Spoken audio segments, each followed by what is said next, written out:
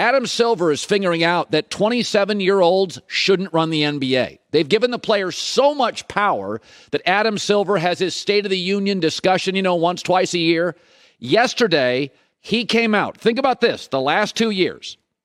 Adam Silver last year and a little bit this year spent his time talking about having to convince his 27-year-olds to want to play basketball.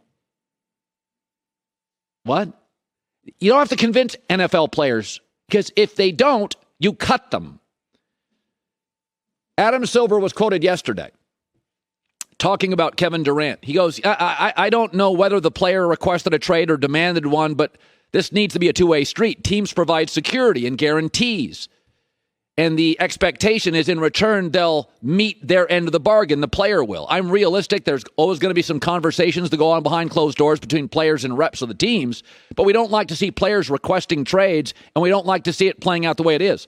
So the last 2 years, Adam Silver has spent his State of the Union, one of his big talking moments, on having to convince his players to play.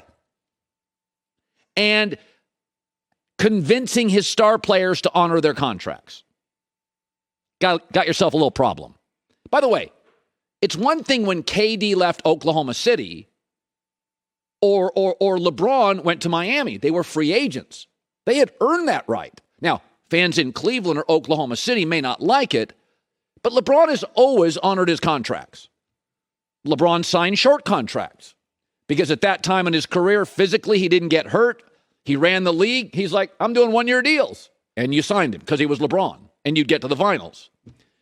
But those guys, KD out of OKC and LeBron out of Cleveland, they honored their contracts. I'll defend that forever. I am Mr. Pro Player, Pro Mobility. But that's not what we have here. What we have here is Kevin Durant saying, I created a mess. I wanted out. I demanded out. I'm out, and I don't want to play anymore in Brooklyn.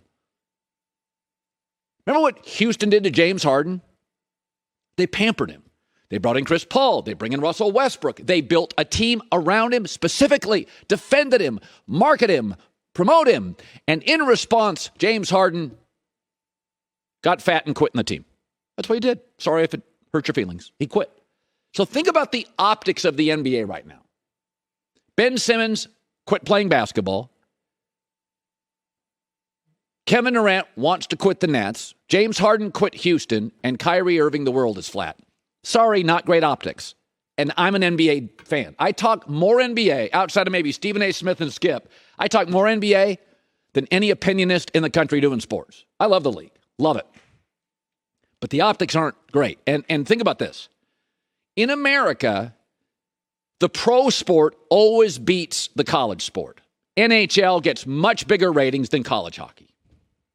Major League Baseball gets much bigger ratings than college baseball. As much as we love college football, NFL crushes it in ratings.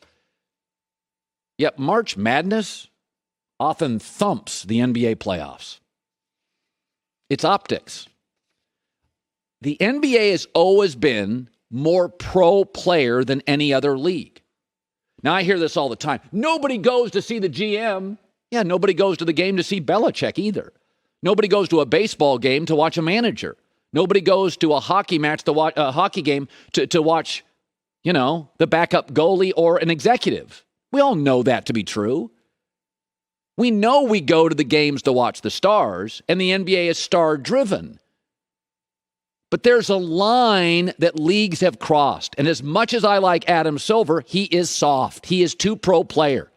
And in the last 2 years, he's literally spent time talking about, in his big talking moments, I've got to convince my players to want to play and to honor their contracts. It's a bad look. And this is from somebody that loves the sport. I'll defend the KD leaving OKC, LeBron leaving Cleveland. As much as fans hate it, they earned it, and LeBron honors his contracts. KD right now, Harden, Ben Simmons, Kyrie, it's an awful look for the league. And the ratings are illustrating people don't like it. They don't like it. The New York Post, a fine newspaper, 2 different sources told the New York Post yesterday, Kyrie has not asked for a trade.